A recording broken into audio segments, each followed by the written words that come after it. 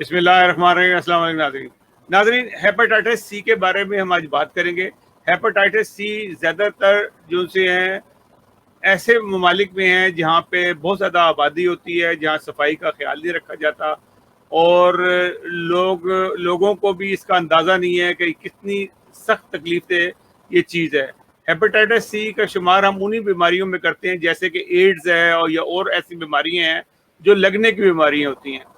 تو ہم نے اس کی پرواہ کرنی چھوڑ دی ہے. یہ زیادہ تر لوگوں کو انجیکشن سے لگ جاتی ہے, جو ایک دوسرے کے جو سرنجیں ہوتی ہیں یوز کرنے اس میں لگتی ہیں.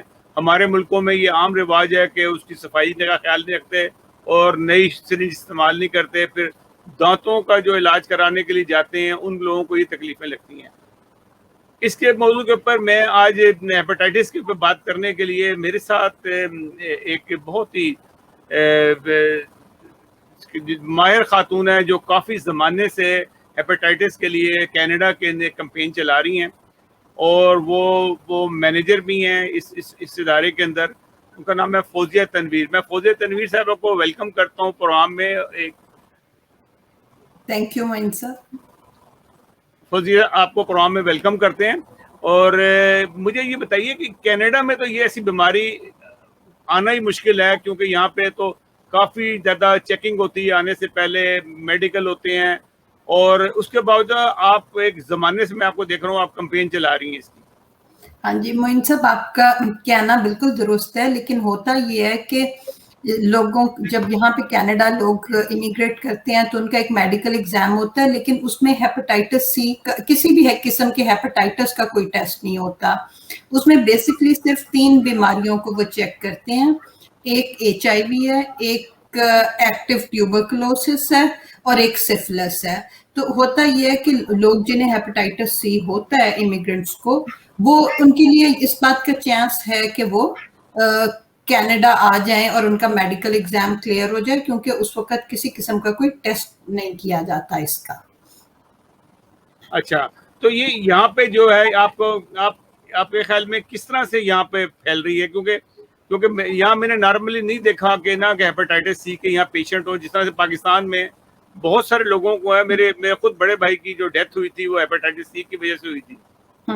معین صاحب, یہاں پہ کینیڈا میں بیماری پھیل نہیں رہی, لیکن ہوتا یہ ہے کہ جب لوگ یعنی ہمارے امیگرینٹس میں کم از کم یہ بیماری جو ہے لوگ اپنے ملکوں سے لے کے آتے ہیں. جیسے کہ میں نے بتایا کہ جب وہ یہاں آتے ہیں تو ان کا کوئی میڈیکل ایگزام نہیں ہوتا, تو اس لیے کئی دفعہ ایسے ہوتا ہے کہ لوگوں کو بیماری ہوتی ہے اور وہ یہاں آنے کے بعد پتہ چلتی ہے, کیونکہ ہیپاٹائٹس سی ایک ایسی بیماری ہے کہ جو بہت آہستہ آہستہ پھیلتی ہے. تو یعنی آہستہ آہستہ اس کا پتہ چلتا ہے, اور اتنی جلدی فوراً جو ہے اس کے کوئی سمٹم ظاہر نہیں ہوتے. تو ایسے ہوتا ہے بعض لوگوں کو بہت بچپن میں یا یوتھ میں یہ بیماری لگتی ہے, لیکن اس کی جو سمٹمز ہیں وہ دیر سے ظاہر ہوتے ہیں. تو مطلب اس میں یہ نہیں ہے کہ لوگ یہاں کینیڈا میں موجود ہیں اور پھر انہیں لگ رہی ہے یہ بیماری. کینیڈا میں بھی کئی گروپس کو یہ بیماری ہے, لیکن وہ زیادہ تر وہ لوگ ہیں جن میں انجیکشن ڈرگس کا جو استعمال کرتے ہیں اور نیڈلز شیئر کرتے ہیں اس کے علاوہ اس بیماری کے پھیلنے کے اور بھی کچھ طریقے ہیں. لیکن اگر ہم صرف امیگرینٹس, اور کیونکہ اس وقت ہمارا ٹائم کم ہے تو اس میں صرف ہم امیگرینٹس پہ ہی فوکس کرتے ہیں, تو ہماری جو امیگرینٹ کمیونٹیز ہیں ان میں زیادہ تر لوگ جو ہیں ان کو ہیپاٹائٹس سی پہلے سے ہوتا ہے. جب وہ کینیڈا پہنچتے ہیں اچھا, آنے سے پہلے خون میں موجود رہتا ہے یہ, لیکن پتہ نہیں لگ رہا ہوتا ان کو. ہاں, پتہ نہیں چل رہا ہوتا.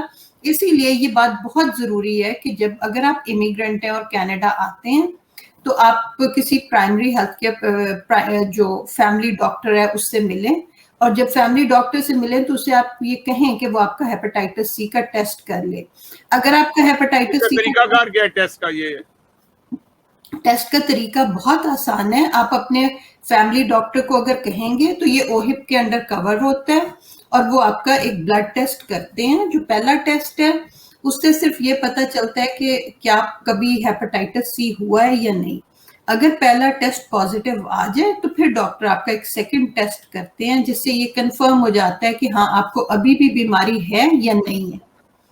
تو اٹس اے 2-اسٹیپ پروسیس, اور اس سے یہ کہ یہ پتہ چلایا جا سکتا ہے اگر آپ کو یہ بیماری ہے تو اونٹیریو میں زیادہ تر لوگوں کو ہیپاٹائٹس سی کے علاج کے لیے کچھ اپنی جیب سے پے نہیں کرنا پڑتا. ساری دوائیاں جو ہیں ہیپاٹائٹس سی کی وہ آپ کے پرائیویٹ انشورنس پلان سے یا پبلک انشورنس پلان سے وہ ہو پے جاتی ہے. ہوتی اچھا ہیں. اس کا کیا علاج ہوتا کیا ہے اس کا جو آپ کہتے ہیں آفر کرتے ہیں, علاج ہوتا کیا ہے اس کا؟ کوئی انجیکشن لگتے ہیں, کوئی اس کا جو ویکسین ہوتی ہے جیسے کرونا کی ویکسین آج کل آئی ہوئی ہے, اسی طرح ویکسین کرتے ہیں؟ نہیں, ہیپاٹائٹس سی کا یہی ایک مسئلہ ہے کہ اس کی کوئی ویکسین نہیں ہے. تو ہیپاٹائٹس سی کا صرف علاج ہے. جو ہیپاٹائٹس سی کا علاج ہے وہ ٹیبلٹس پہ بیسڈ ہے, جیسے گولیاں آپ دوسری دوائیوں کی بیماریوں کے لیے کھاتے ہیں. اس میں بھی 8 سے 12 ہفتے میں بہت آسانی سے کوئی بھی شخص جو اچھا ہے وہ ہیپاٹائٹس سی کو کلیئر کر سکتا ہے. اور گولیاں بھی آپ کو کوئی بہت بے شمار نہیں کھانی ہوتی. دن میں 1 سے 3 گولیاں آپ کھاتے ہیں 8 سے 12 ہفتے کے لیے, اور زیادہ تر لوگوں کے لیے اس سے ہیپاٹائٹس سی وہ کلیئر کر لیتے ہیں. اچھا, آپ نے بڑی اچھی بات بتائی کہ یہ ہمارے جو کارڈ ہے اور ہپ کارڈ, اسی کے ذریعے یہ اس کا علاج ہو جاتا ہے, خرچ کرنے کی کوئی ضرورت نہیں ہوتی ہے. اگر کسی کو شک ہو تو وہ فوری طور پہ ڈاکٹر سے, اپنے فیملی ڈاکٹر سے رابطہ کرے ہاں اور بالکل. اس کا علاج ہو جائے گا.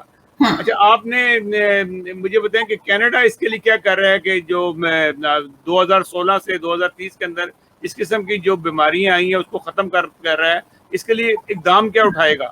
ہاں بالکل. اصل میں یہ تھا کہ WHO ورلڈ ہیلتھ آرگنائزیشن نے یہ ٹارگٹ سیٹ کیا تھا, کیونکہ ہیپاٹائٹس سی کے لیے اب اتنے اچھے علاج موجود ہیں کہ یہ ایک ایسی بیماری ہے کہ جس کو اب ہم دنیا سے اسے پبلک ہیلتھ کا یہ خطرہ نہیں ہونا چاہیے.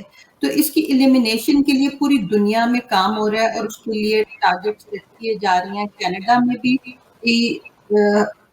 جو لوگ ہیپاٹائٹس سی پہ کام کرتے ہیں, جو ڈاکٹرز, جو ریسرچرز, جو کمیونٹی آرگنائزیشنز کام کرتی ہیں, وہ سب مل کے اکٹھی ہوئی. انہوں نے پہلے ایک بلو پرنٹ بنایا جو کہ جس کا مقصد یہ تھا کہ یہاں پہ جو ایلیمینیشن کے لیے کام ہے اس کو انفارم کیا جا سکے. اور اب وہ ہر پروونس جو ہے وہ اپنے اپنے ٹارگٹس جو ہے وہ سیٹ کر رہے ہیں. ہم انہیں روڈ میپ کا نام دیتے ہیں کہ it's a road map to eliminate hepatitis C in Ontario. تو وہ انٹیریو میں بھی اس کا کام ہو رہا ہے. اس میں یہ ہے کہ ٹارگٹ یہ ہے کہ زیادہ سے زیادہ لوگوں کا علاج کیا جا سکے, زیادہ سے زیادہ لوگوں کو ٹیسٹ کیا جا سکے, اور جب لوگ ٹیسٹ ہو جائیں تو ان کو پھر جن لوگوں کو ہیپاٹائٹس سی ہو ان میں سے زیادہ کو کیئر کے ساتھ آپ لنک کرو, ان کا علاج ہو جائے گا. تو جب زیادہ یہ بیماری موجود نہیں ہوئے گی تو اس کے آگے پھیلنے کا خطرہ بھی زیادہ نہیں ہوئے گا, کیونکہ یہ ایسی بیماری ہے کہ جو اگر کسی کو آلریڈی ہیپاٹائٹس سی اور اس کا خون آپ کے خون میں کسی طرح شامل ہو جائے تو پھر وہ لگتی ہے. تو اگر کسی کو ہیپاٹائٹس سی ہوگا ہی نہیں تو دوسرے کو اس سے لگنے کا امکان ہے ہی نہیں, کیونکہ یہ ایسی بیماری نہیں ہے کہ جو کسی کے اندر سے ہی پیدا ہو. تو کیسے لگتی ہے پھر یہ خون, اگر کسی کے خون میں ہیپاٹائٹس سی کا وائرس ہو, اس کا خون کسی دوسرے شخص کے خون میں کسی طرح شامل ہو جائے. اب آپ حیران ہوئیں گے کہ کسی کا خون کیسے دوسرے شخص کے خون میں جا سکتا ہے. تو اس کے طریقے آپ نے جو خود ہی شروع میں بتائے ہیں کہ اگر آپ کسی کو انجیکشن دیتے ہیں جی اور اس کا نیڈل پہلے کسی کو لگا ہے, اس شخص کو ہیپاٹائٹس سی تھا, جب دوسرے پہ وہ نیڈل لگا تو اس کو لگ جائے گا. اگر آپ اپنا کوئی ڈینٹل ٹریٹمنٹ کروانے جاتے ہیں, اگر خدا نخواستہ آپ کو کسی وجہ سے بلڈ ٹرانسفیوژن کی ضرورت پڑتی ہے, تو یہ وہ سب طریقے ہیں کہ جن سے خون ایک شخص کا دوسرے شخص کے خون میں جا سکتا ہے اور اس سے یہ بیماری پھر پھیلتی ہے. تو یہ زیادہ تر بیماری اگر ہم کینیڈا کو دیکھا جائے تو انٹیریو میں زیادہ لوگ ہیں افیکٹو, یا اس کے علاوہ اور صوبے بھی ہیں؟ سبھی صوبوں میں کچھ نہ کچھ لوگ موجود ہیں, لیکن چونکہ انٹیریو ایک بہت بڑا صوبہ ہے, کینیڈا کا سب سے بڑا صوبہ ہے اور سب سے زیادہ آبادی یہاں پہ ہے, تو ہیپاٹائٹس سی کے مریضوں کی بھی سب سے زیادہ تعداد جو ہے کینیڈا میں. اندازہ یہ ہے کہ تقریباً 2,20,000 لوگوں کو یہ بیماری ہے. ان میں سے آدھے لوگ جو ہیں وہ انٹیریو میں رہتے ہیں, 110,000 جو ہیں. یعنی یہ ایک اندازہ ہے, اندازے کی بنیاد پہ کہ 1,10,000 لوگوں کو انٹیریو میں یہ بیماری ہے. اچھا, یہ جو یہ ٹیسٹ لیتے ہیں آپ لوگ, جب جیسے ایک آدمی یا ایک فیملی پاکستان یا انڈیا سے یا بنگلہ دیش سے کہیں سے آتی ہے, تو آپ ان کا اسی وقت ٹیسٹ لیتے ہیں جب ایئرپورٹ پہ آتے ہیں, یا ان کو جانے دیتے ہیں کہ اپنے گھروں کو جائیں؟ ऐसा नहीं, हम तो किसी का कुछ नहीं करते, नहीं, मैं मेरे बात का नहीं, मेरी उस बात वक्त मुकम्मल। उनका कोई, जब आप भी चूंकि इमिग्रेंट हैं, आपने दूसरे इमिग्रेंट्स को भी आते हुए देखा होगा, जब लोग कनाडा में एंटर होते हैं तो उस वक्त उनको सिर्फ इमिग्रेशन पेपर्स द्वारा उनके मिलते हैं। उस वक्त उनको किसी किस्म की प्राइमरी केयर से ना तो लिंक किया जाता है, ना वो प्रोवाइड की जाती है। उसके बाद ये होता है कि उन्होंने जहां भी जाना हो, जिस प्रोविंस में भी जाके रहना हो, फर्ज करें कोई ओंटारियो में आके रहता है, तो उन्हें अपना हेल्थ कार्ड लेने में 3 महीने का अरसा लगता है। आपको ये पता है कि कनाडा आने के बाद आप फौरन आपका हेल्थ कार्ड नहीं मिल जाता। जब 3 महीने के बाद आपको अपना हेल्थ कार्ड मिलता है, तो उस वक्त फिर आप जाके अपने प्राइमरी केयर डॉक्टर को मिल सकते हैं और फिर आप अपना टेस्ट करवा सकते हैं। नहीं, मेरे कहने का मकसद ये है कि ये लाजमी होता है कि हेपेटाइटिस सी का टेस्ट वो करते हैं, जैसे अब कोरोना का टेस्ट लाजमी होता है कोई आता है? नहीं, हेपेटाइटिस सी का बिल्कुल किसी चीज का कोई टेस्ट नहीं होता। जब लोग आते हैं एयरपोर्ट पे, इमिग्रेशन लेके तो आते हैं, आपके ख्याल में करना नहीं चाहिए? अगर आप नहीं, बिल्कुल मेरा नहीं ख्याल के करना चाहिए, क्योंकि देखो इसका मकसद, हेपेटाइटिस सी के बारे में मैंने जैसे आपको बताया कि ठीक है, ये बीमारी एक बहुत अहम बीमारी है और ये किसी इंसान के लिए बहुत खतरनाक भी हो सकती है, लेकिन ये ऐसी बीमारी नहीं है कि इसमें फौरन किसी को कोई खतरा है, वो फौरन नहीं कोई मर जाता इससे।